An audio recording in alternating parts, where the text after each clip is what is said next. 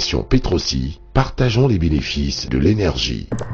Move, le service de transfert d'argent, d'achat et de paiement pour tous les abonnés Move. Tapez étoile 155 dièse à partir de votre mobile et laissez-vous guider. Avec Flouze, vos transactions deviennent si simples.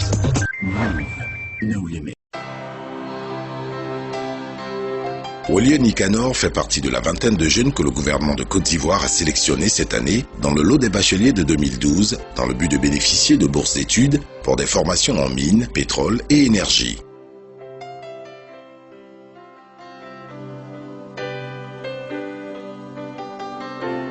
C'est par la magie des médias que nous voyons Wolieu Nicanor déambuler ici dans les rues de la cité douane de Port-Bouët. Il est depuis le mois de mars 2013 avec tous les autres aux États-Unis d'Amérique. Dans cette maison où il rejoint son ami Blessy Évrard, qui par la force des choses est devenu son frère cadet, il aura reçu la consolation des coups durs de la vie. Nicanor, c'est quelqu'un vers qui je me suis approché parce qu'il avait un très bon comportement. C'est quelqu'un qui m'a tout de suite captivé par sa joie de vivre, par son travail scolaire. Fils d'un pasteur dont il est orphelin depuis plusieurs années, le courage dont Nicanor est l'incarnation parfaite ne permettra pas de voir qu'il vient d'apprendre le décès de sa mère génitrice. C'est l'histoire d'un orphelin, désormais de père et de mère, que Quotient I s'apprête à livrer ce soir. Non pour couler des larmes, mais pour apprécier et célébrer des valeurs d'humanité que développent tous les acteurs de la présente édition. C'est pas facile pour moi. Il faut dire que hier seulement, bon, c'était avant-hier le décès, mais c'est hier on m'a annoncé le décès de ma mère. Et en plus de ça, je vais voyager, je ne pourrais pas assister aux funérailles et tout ça. C'est pas vraiment facile. Mais comme je disais, étant un garçon, nous sommes appelés à aller à l'aventure et je compte partir le mardi. Né le 7 octobre 1991 à Danané, Nicanor avait à peine 11 ans quand il fut trimballé en Guinée. Il y perdra une année scolaire. De retour en Côte d'Ivoire, la famille Wolieu s'installe dans le quartier littoral de Port-Bouët. Le père devient pasteur de l'église USO. Il évangélise la famille Blissy et fait de ses membres ses enfants spirituels. Mais le pasteur Wolieu Eli disparaît quelque temps après, laissant derrière lui une femme et 4 enfants, dont Nicanor, son deuxième garçon. Comment ce dernier s'est-il retrouvé ensuite adopté par la famille Blissy? Écoutons les témoignages de M. Blissy Thomas, ce conseiller d'orientation, et son épouse que le destin a mis sur le chemin d'un deuxième fils qui marquera à coup sûr son temps. Je suis le père de Nicanor. Naturellement, ça va sembler bizarre que Nicanor ne porte pas le nom Blissy. En fait, Nicanor, je l'ai connu avec la guerre. Avec la guerre, Nicanor et ses parents, après escale en Guinée, sont venus en Côte d'Ivoire, précisément à Port-Bouët. Et son père était donc notre pasteur, donc un pasteur de l'église USO. Et donc c'est ainsi que j'ai connu Nicanor. Il était tout petit, il allait à l'école de dimanche, il était intelligent, il était très poli et il était constamment avec mon fils. Quand la situation a commencé à se normaliser, son père est retourné à Danané. Nicanor habitait à Djoufou, où il a fait la 3e au collège Saint-Exupéry. Nicanor a été orienté au lycée technique de Cocody. Mais Nicanor habitait à Djoufou. Il était très loin et il était obligé de sortir à 4 h du matin, aller prendre le bus pour aller au lycée technique de Cocody. C'était très compliqué. On a décidé qu'il vienne à la maison. Donc c'est depuis donc la seconde que Nicanor est ici. Nicanor est un enfant humble. Il faut dire que c'est un ami de notre aîné. Et Nicanor s'est approché de nous parce que nous sommes de la même église. Son papa était notre pasteur. Et après, le vieux est décédé, comme monsieur l'a dit. Et quand son père est décédé, la maman partait au village Elle nous a confié Nicanor, surtout les femmes de l'église qu'on appelle servantes de Béthanie. Elle a dit vraiment, ce sont mes enfants, mais ce sont vos enfants.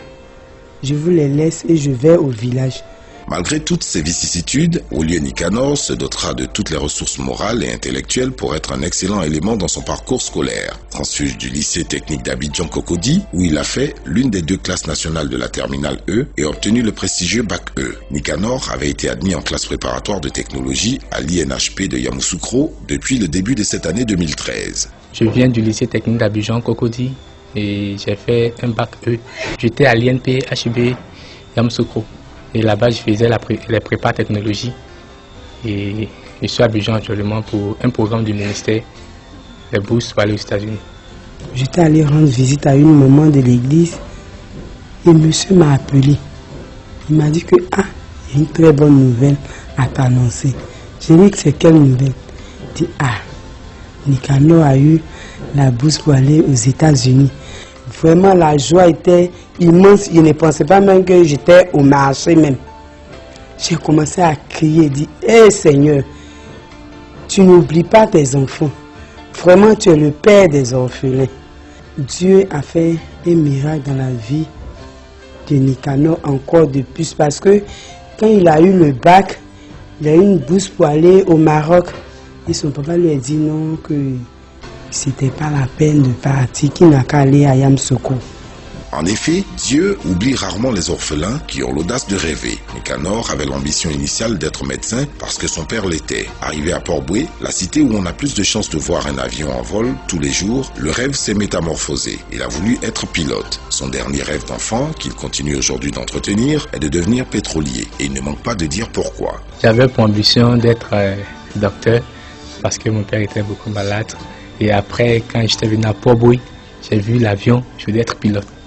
Et dernièrement, mes dernières ambitions, c'est de travailler plus tard comme un grand pétrolier pour la Côte d'Ivoire et exploiter mieux les réserves de mon pays. Il faut dire que j'aime d'abord tout ce qui est mine et pétrole. Quand j'étais petit, j'aimais beaucoup, quand on appelle une personne, c'est un pétrolier, beaucoup j'aimais la chose. Et j'avais pour ambition de faire carrière en mine et pétrole. Et même étant à l'INPHB, étant en prépa technologie, j'avais pour intention, après mes 2 ans, passer un concours, soit aller en mine et pétrole ou aller en mécanique. Et par la grâce de Dieu, je dis toujours par la grâce de Dieu, le ministère m'a informé que j'ai une bourse pour aller aux États-Unis en plus, pour aller faire mine et pétrole. Cette bourse pour aller étudier en mine, pétrole et énergie aux États-Unis ne pouvait pas mieux tomber pour Olivier Nicanor. Il y est aujourd'hui pour donner corps à toute son ambition. Mais avant de partir, il laisse aux autres élèves ses méthodes et ses conseils avisés pour faire, malgré les contingences de l'existence, un excellent parcours scolaire. Mon secret, je vais d'abord me baser sur là d'où je viens. Par exemple, l'écart qui séparait mon école et ma maison. D'abord, il faut dire que j'ai fréquenté à Cocody et j'habite, comme vous le constatez, à Port-Boué, à Derrière-Wafissi. Le temps pour aller à l'école, venir à la maison, c'était pas facile. Je maximisais en classe. Je suivais bien le professeur. J'essayais de comprendre en classe. Et après les cours, je n'allais pas directement à la maison parce que la route, tout ça, ça allait beaucoup me fatiguer et je pouvais oublier ce que j'ai appris. Donc après les cours, je restais en même temps à l'école, je révisais mes cours, j'essayais de comprendre un peu les exercices du professeur et moi-même j'essayais de faire sans regarder la correction. Et c'est après cela que je venais à la maison. Et bon, c'est à force de mes essais que j'ai commencé à comprendre vraiment les mathématiques. Comme j'avais tendance à le dire, l'école, c'est pas une course. Si j'avais mon bac, par exemple, une année plus tôt, je n'allais pas avoir cette chance-là. Donc c'est pour dire qu'il faudrait qu'ils se concentrent à l'école et qu'ils mettent tout dans la main de Dieu. Et avant d'être choisi, d'abord, il y a un critère qui était là, c'était l'excellence. Comme on le dit dans un jargon, aide-toi, le ciel t'aidera. D'abord, il faudrait travailler soi-même, il faudrait se mettre au travail. On n'est jamais parfait, mais il y a des personnes à l'endroit de qui il n'est pas aisé de formuler des critiques. Leur sagesse naturelle et leur comportement sont tels qu'il faut creuser les méninges pour trouver à redire. Et Olivier Nicanor fait partie de ces personnes à qui il est difficile de trouver des défauts. Quand on allait à l'église, il avait participé à toutes les activités de l'église. Oh, il était en train de préparer le bac. Donc souvent je me plaignais, je lui disais, mais attends, tu as le bac à présenter. Il y a des choses qu'on le fait quand on est dans les classes intermédiaires, mais tu as le bac à préparer. Quand on va à l'église, fais peut-être l'essentiel et après tu rentres. Mais tu veux participer à toutes les réunions, toutes les manifestations, et ça, par moment, je me plaignais. Bon, mais quand je me plains aussi, il me suit. Nicanor, c'est quelqu'un qui ne reconnaît jamais ses torts. Quand il a tort, il ne reconnaît jamais. Il veut toujours que lui, sa philosophie, ce qu'il a en tête, reste. Mais rarement aussi il a tort, c'est ça. Donc c'est un peu pourquoi il a cette habitude-là. Les qualités humaines qu'on est prêt à reconnaître à Nicanor sont courage, gentillesse, intelligence et disponibilité à aider. J'ai une chaîne qui est ici. Et ce jour-là, c'est un dimanche, on venait de l'église, on est arrivé, la chaîne était en train de mettre bas. Il y avait déjà un premier et un deuxième qui était sorti dans le sable. Donc, on ne savait pas comment faire. Les petits étaient dans le sable, et vraiment c'est compliqué. Alors, une chaîne qui met bas, elle est furieuse, ça fait peur. Mais moi-même c'est ma chaîne, mais bon, quand je m'approche, je suis méfiant. Mais Nicanor, il s'est levé, il m'a dit non, papa attends. Il s'est levé, il allait doucement, doucement. Il a caressé la chaîne et il a pris les enfants, il les a nettoyés, il les a déposés, n'est-ce sur du ciment. Et donc par la suite, la mère a suivi et c'est là qu'il a donc donné naissance aux autres petits. Ça, c'est vraiment, ça m'a marqué. C'était signe de courage. C'est pas tout le monde qui peut le faire. Nicanor, c'est un bon ami. Parce que Nicanor est quelqu'un de toujours, je dirais, jovial. Il est content, amusant, très sympa. C'est-à-dire, c'est beaucoup rare de voir Nicanor malheureux ou attristé ou même fâché. Il est vraiment heureux, toujours prêt à aider les autres. Chaque ami a ses qualités. Mais je dirais que Nicanor, ce qui m'a beaucoup marqué chez lui, c'est son sourire. Parce que même si tu as peut-être des problèmes ou tu es un peu attristé, quand Nicanor vient te rendre visite avec son sourire, son large sourire, sa manière de s'amuser, il te met automatiquement heureux toi aussi. Avec Nicanor, on peut toujours avoir des solutions. Il m'a fait un branchement où je vends au dehors. Le branchement, ça est là, ça traverse, il a fait passer jusqu'au dehors là-bas. Et quand je veux vendre, je viens, je branche. Et l'ampoule s'allume. C'est pourquoi ils sont tous heureux quand ils apprennent que le jeune Nicanor a été recruté par le ministère des Mines, du Pétrole et de l'Énergie pour aller étudier aux États-Unis. Ils remercient tous la Providence de ne pas s'être trompée en comblant l'orphelin de tant de grâce. Je sens qu'il va nous manquer à toute la maison. Mais aussi une joie parce que il y va pour les études. Et à ce niveau-là, on est vraiment fiers de lui. Il y va pour les études. En tout cas, on lui souhaite vraiment beaucoup de courage. Qu'il travaille, comme il a toujours fait, qu'il soit encore parmi les meilleurs. Vraiment, il faut dire que c'est une joie pour nous. Mais de l'autre côté, nous sommes un peu tristes parce que je n'ai pas quelqu'un que je vais lui dire « Mais regarde, viens voir mon ampoule là ». Je suis beaucoup content. Je suis beaucoup content pour Nicanor. En tout cas, je suis vraiment content de lui. Quand j'ai appris la nouvelle, j'étais heureux, un peu triste, mais pas trop. Évidemment, nous étions appelés à nous séparer tôt ou tard. Donc le moment était arrivé pour lui de partir. Je suis heureux pour lui qu'il aille aux États-Unis pour cette bourse octroyée par l'État. Je suis vraiment heureux. La famille va beaucoup me manquer, mais il faut dire que aussi je suis né un garçon. Et un garçon n'est pas né pour rester forcément avec la famille. Je dois aller à l'aventure et là-bas, je crois que c'est à cause de la famille qui est restée derrière que je vais bosser pour faire encore honneur à mon pays, aussi honneur à ceux qui m'ont choisi. Quand on part si jeune goûter au nectar du progrès dans une société aussi puissante que celle des Américains, la voie du retour devient généralement inaudible. Malgré cette probabilité très forte de ne peut-être plus le voir revenir au bercail, M. Blissy formule néanmoins le vœu de revoir Nicanor au service de son pays. Mais avant, c'est lui, le père adoptif, qui nous décrit le mieux la montée en puissance intellectuelle du prodige orphelin. En troisième, son directeur au collège Saint-Exupéry me parlait de lui. Il disait que Nicanor, donc il est bien, il travaille très bien. Et il a été donc orienté au lycée technique en seconde T1. Les conditions pour être orienté au lycée technique, surtout en seconde T1, je les connais. Il faut être un bon élève pour y entrer. Et Nicanor, est entré en seconde T1, donc déjà je savais qu'il était brillant. Mieux, quand il a été orienté en première E, là encore c'est une autre sélection qui se perd. Nicanor a été premier de classe, donc ce qui lui a permis d'aller en première E. Ce que je souhaite pour lui, c'est qu'il soit ingénieur plein dans le domaine des mines ou bien du pétrole, qu'il parte aux États-Unis et qu'il nous sorte, n'est-ce pas, ce diplôme-là et qu'il vienne travailler, voilà, pour faire avancer le pays. Le conseil à Nicanor, je vais lui dire que le milieu souvent influence l'individu. Ici, naturellement, nous étions là. Quand il veut détailler un peu, il est interpellé. Mais là où il va, il est seul, entre guillemets. C'est-à-dire qu'il est loin de nous. Donc, il ne faut pas qu'il se laisse influencer par son environnement. Les États-Unis, on les connaît. C'est un milieu très mouvementé, qui reste toujours croyant, comme il a fait. Vraiment, Nicanor a toujours Dieu au centre de ses activités. Donc, qu'il garde ce même rythme-là, je pense que le reste viendra seul. Maintenant, pour les autorités, c'est une fierté. Je disais, on m'a appelé un après-midi, on m'a demandé si je connaissais un certain Nicolas. Donc j'ai tiqué. Nicolas, je ne vois pas bien qui c'est. C'est une dame qui m'a appelé. Elle m'a dit, bon, le nom n'était pas précis. Donc je cherchais. J'ai dit, mais Nicolas. C'est après qu'elle a dit, Nicanor. J'ai dit, Nicanor. J'ai dit, mais c'est mon fils. Elle m'a demandé, est-ce qu'il est là? J'ai dit, oui, il est là. Il a l'INP. Il vient de rentrer à l'INP.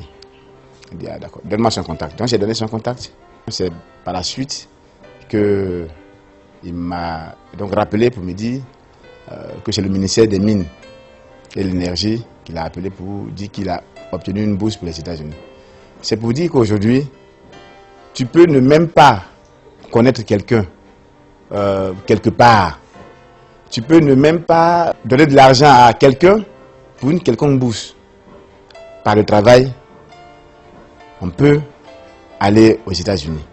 Donc vraiment remercier nos autorités, remercier le président Alassane Ouattara, le ministre des Mines et de l'Énergie. Vraiment leur dire merci, que Dieu les bénisse.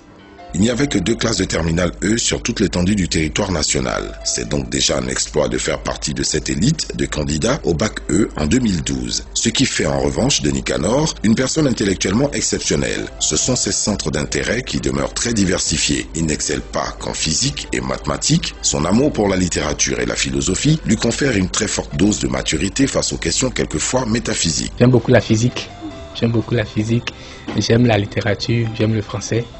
Et après ça, au lycée technique, nous avons une matière appelée construction mécanique industrielle, abrégé CMI. J'aime beaucoup les dessins techniques. Et après ça, ça c'est pas dans le cadre de l'école, mais j'aime l'informatique aussi. Je n'ai jamais eu besoin d'un répétiteur. Non, c'est pas parce que j'étais très fort, mais il faut dire qu'avec les répétiteurs, il y avait un programme, j'avais ma méthode à moi et ça marchait comme ça.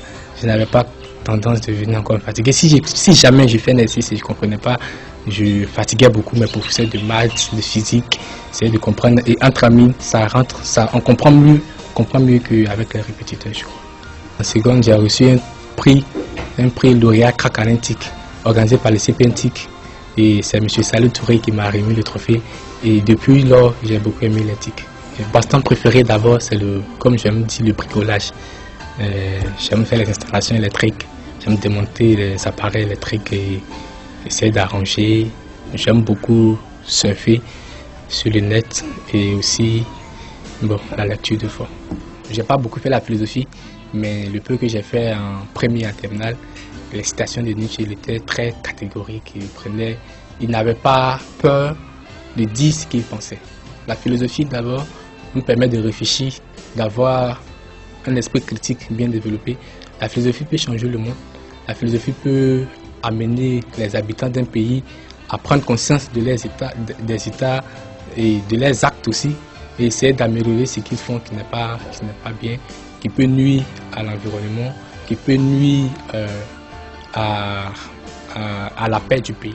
Le bonheur parfait existe-t-il pour Nicanor? Pour moi, le bonheur parfait n'existe pas. Le bonheur parfait n'existe pas. Quelle leçon a-t-il tiré des frasques des Binto, cette œuvre littéraire d'Amadou Koné qui l'a particulièrement marqué? Bon, j'ai lu Le Vinaigre et la médaille, j'ai lu les frasques des Binto que j'ai beaucoup aimé, qui relataient l'histoire d'un jeune étudiant comme nous, et qui depuis l'école primaire avait des relations avec une fille, ce qui a fait que cette fille est tombée enceinte, et des mois plus tard, il a arrêté les cours pour s'occuper de la grossesse, n'a pas pu continuer les études, et ils étaient dans un village où il travaillait en tant que contremaître, il surveillait un peu les ouvriers, et là-bas il avait beaucoup maltraité cette fille, et après il a pris conscience de ce qu'il avait fait, de son mal, il a décidé de rentrer avec la fille chez ses parents, demander pardon, tout ça, et en entrant la nuit, ils avaient emprunté une pirogue, et en route, la pirogue avait chargé, la fille est morte. La fille est morte un peu. C'était un peu triste la fin, mais c'était aussi, ça m'a donné beaucoup de conseils, ça m'a beaucoup aidé. La première moralité que j'ai retenue, c'est pour la part des parents. Il faut dire que les jeunes n'étaient pas beaucoup suivis. Il avait un peu un laisser-aller dans la famille de la fille, comme aussi de Binto. Ça, c'est la moralité côté parents. Et côté jeunes, vraiment, de ne pas mélanger les études à la sexualité, c'était pas bon. L'amour des lettres n'est-il pas consubstantiel à l'amour de l'art en général? Et en la matière, les goûts de Nicanor renseignent suffisamment sur sa maturité et son ouverture d'esprit. J'écoute la musique chrétienne, beaucoup, les adorations. J'aime écouter l'islam, en particulier Grand Corps Malade. J'aime la musique classique, la musique de Phil Collins. Et mon artiste préféré, c'est James Blunt. C'est un chanteur américain. C'est la musique classique. J'aime beaucoup Will Smith, pour sa manière d'être. Il est toujours jovial, et aussi en famille, c'est un bon père de famille. Il a un peu inséré ses enfants dans déjà le business et tout ça. J'aime beaucoup l'acteur Will Smith. Un esprit sain dans un corps sain. William Nicanor a fait sienne cette maxime latine pour ménager la monture qui le conduira au sommet des sciences en mines, pétrole et énergie. Ici, dans cette intervention qui précède ses exercices de musculation, il nous parle de la façon dont les mines et pétroles peuvent contribuer au développement d'un pays et des vertus que doit cultiver un bon ingénieur en énergie extractive. Il faut dire que le pétrole se classe dans le cadre de l'énergie. C'est de l'énergie. Et si tout à l'heure, un exemple, on augmentait le prix du pétrole, immédiatement le transport allait augmenter. Et si le transport augmente, tout ce qui est en rapport avec le transport va augmenter, la marchandise, pour transporter la marchandise, le prix va augmenter et la vie devient chère.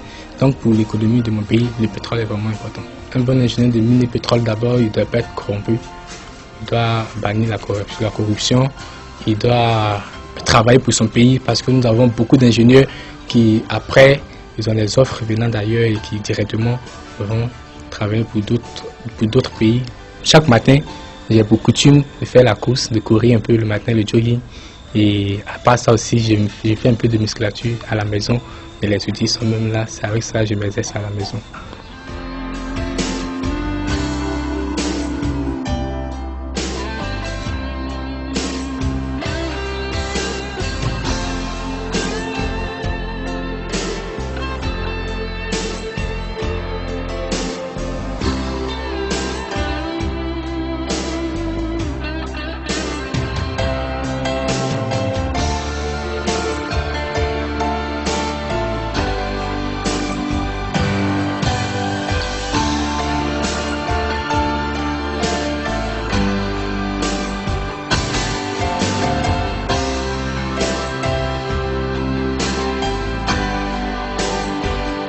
Très souvent, les orphelins sont des inventeurs de monde. Boris Cyrulnik.